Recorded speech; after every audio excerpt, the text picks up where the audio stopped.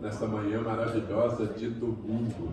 E hoje vai ter tanta coisa boa aqui. Esperamos que estejam receptivos para tudo que vai acontecer. Antes de mais nada, nós começamos com a mensagem inicial, hoje tirada do livro Sândalo, Reflexões para a Cura da Alma, do nosso irmão Sergito de Souza Cavalcante, aqui da vizinha Inhaúma. Nós pegamos a mensagem de número 42, Conhecermos-nos. Allan Kardec, nosso emérito codificador, perguntou aos espíritos: qual o meio mais prático e eficaz que tem o homem de se melhorar nesta vida e resistir ao arrebatamento do mal? Os benfeitores da humanidade responderam: um sábio da antiguidade vô-lo disse: conhece-te a ti mesmo. O caminho, portanto, para a nossa harmonização é conhecermos-nos. A verdade é que somos ilustres desconhecidos de nós mesmos. Não fazemos ideia de quem somos e qual será nosso comportamento diante de determinadas situações. Pelo desconhecimento de nossos sentimentos, tomamos algumas vezes atitudes equivocadas que nos fazem sofrer muito. Não temos o costume de nos avaliar, de analisarmos profundamente nossa intimidade e nossos atos. Um roteiro para uma autoanálise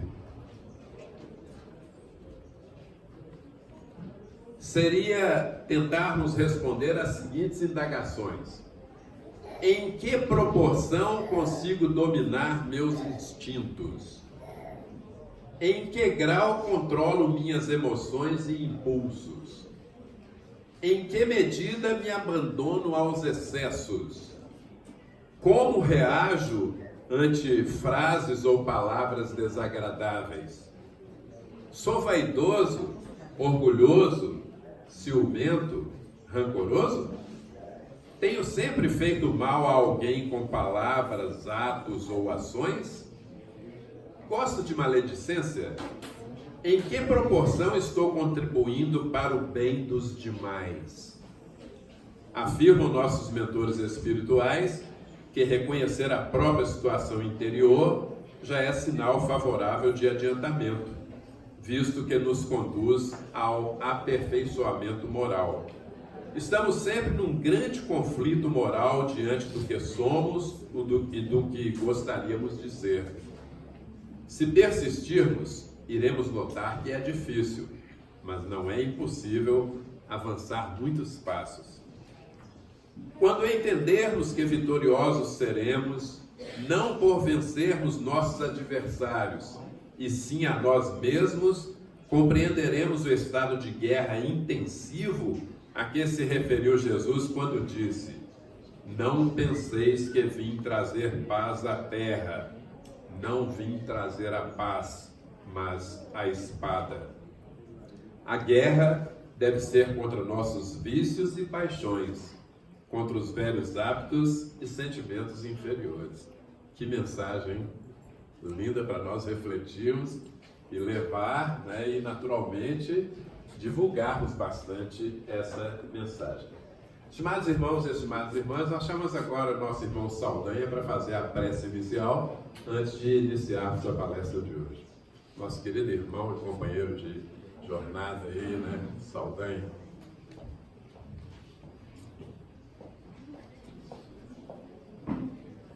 Obrigado, Marcos, pelas palavras carinhosas. Bom dia a todos. Bom dia. Agora nós estamos com Jesus, né, gente? Nós vimos aqui essa busca incansável do carinho, do amor do Mestre. Nesse momento eu peço à espiritualidade amiga a proteção, o amparo para todos aqui, cada um na sua particularidade. Jesus amado, aqui estamos, graças ao Senhor, e vos pedimos: atendei as nossas súplicas conforme o nosso merecimento. Porque em Ti, Jesus, depositamos a nossa vida eterna. E que assim seja, hoje, agora e sempre. Obrigado.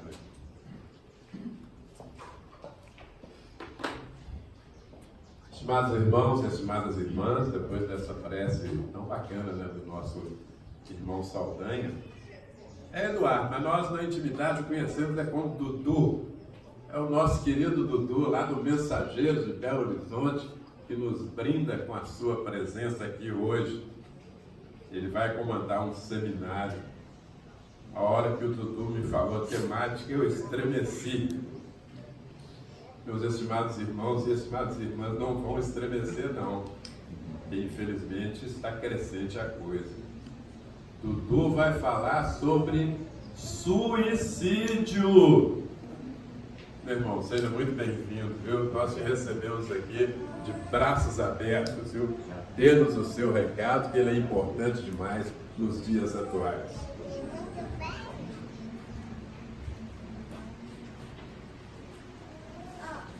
Então nós vamos pedir a Jesus, guia espiritual de nossa morada planetária, que possa nos amparar nessa manhã de fato magnífica, já que o assunto que iremos tratar é dos mais delicados, dos mais importantes no que diz respeito a entendimento debaixo da óptica da doutrina espírita.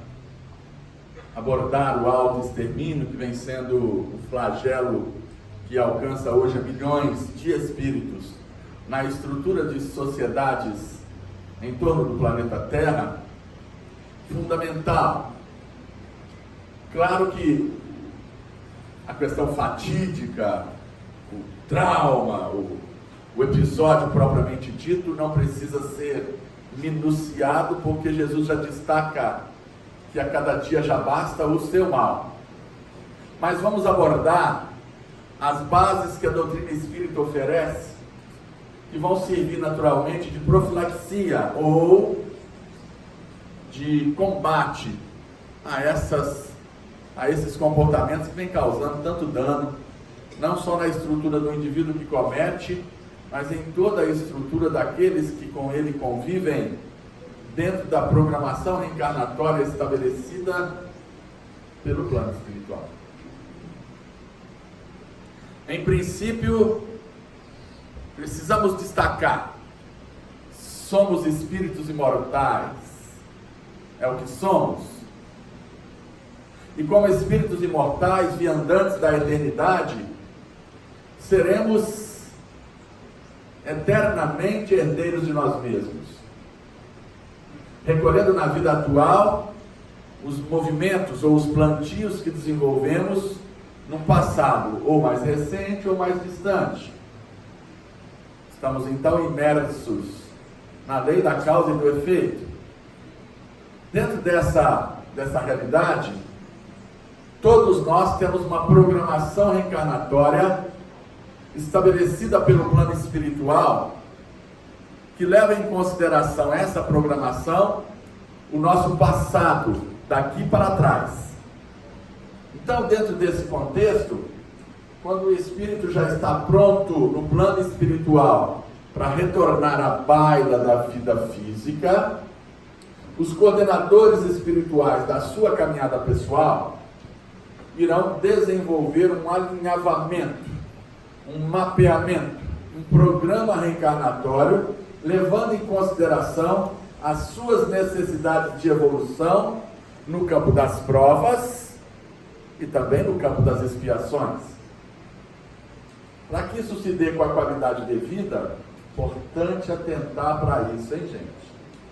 Para que isso se dê com a qualidade devida, nós precisaremos entender que ninguém sai do plano espiritual na direção da reencarnação sem ter 100% de possibilidades de vencer as provas catalogadas pelo plano superior para esse quarto de tempo na vida física. Está dando para acompanhar? Se tiver dúvida, levanta a mão, combinado? Porque o assunto é muito importante E nós não poderemos sair daqui com dúvidas, levando em consideração que mais dia menos dia nós vamos nos deparar com um parente depressivo, melancólico, entristecido, ou debaixo de processos de perseguição espiritual que o levam a esse estado de morbidez psíquica. Quando isso se der, nós, que já detemos conhecimento, seremos mesmo a luz do mundo na vida desse indivíduo. A maioria dos suicídios seriam evitados se tivesse alguém que ama próximo do doente mental. Vamos de novo? A maioria dos suicídios seriam evitados se houvesse alguém que ama próximo do doente mental. Porque o indivíduo que tira a própria vida é um doente mental. É alguém que está debaixo de um processo de anomalia derivado de alguma dificuldade cerebral ou derivado de alguma dificuldade espiritual que os nossos amigos psiquiatras vão nominar como doença mental. E de fato é. Mas para a gente ir construindo um raciocínio em torno do assunto, vamos voltar à programação reencarnatória. Cada um de nós, espírito imortal, que somos espíritos imortais, é o que somos milenares. Viemos de um passado derivado das experiências reencarnatórias. Allan Kardec, em O Livro dos Espíritos, indaga dos mentores espirituais: qual o objetivo da reencarnação? Os espíritos respondem: evolução do espírito. Em determinadas circunstâncias, expiação e provas. Deus nos oferece então a experiência da reencarnação para que, através do bom aproveitamento do tempo em que estamos enclausurados no corpo físico, possamos crescer para Deus. Então essa programação reencarnatória, minuciosamente organizada no plano espiritual, favorecerá a evolução do espírito se o mesmo conseguir, pelo esforço pessoal dia a dia, superar as provas que estão catalogadas para esse período reencarnatório. Cada um de nós tem uma história pessoal. Cada um de nós plantou no passado sementes que inexoravelmente terão que ser colhidas no presente. Na anotação de Mateus, no capítulo 16, versículo 27 do Evangelho de Jesus, Jesus esclarece: a cada um será dado segundo as suas obras. Então as bases da programação reencarnatória estabelecida para cada um de nós, lá no plano espiritual, antes de nós reencarnarmos, estão fincadas nas obras que nós desenvolvemos nas reencarnações anteriores. Aí vamos perguntar: dentro dessa programação reencarnatória, quem é o meu pai? Quem é a minha mãe? Quem são aquelas pessoas com as quais eu vou conviver mais estreitadamente na primeira fase da reencarnação? Pai, mãe, irmãos, apoio, avó, tio, aqueles espíritos que vão conviver mais estreitadamente conosco. Qual vai ser a minha condição econômica, financeira, cultural, religiosa, emocional? A segunda parte da reencarnação: quem vai ser a minha esposa? Quem vai ser o meu marido? Se tiver programação para casar, né? Na maioria das vezes tem, e naquela minoria que não tem, né? Tem relação com algum processo expiatório de solidão sexual, e mais para frente, se der tempo, a gente trata.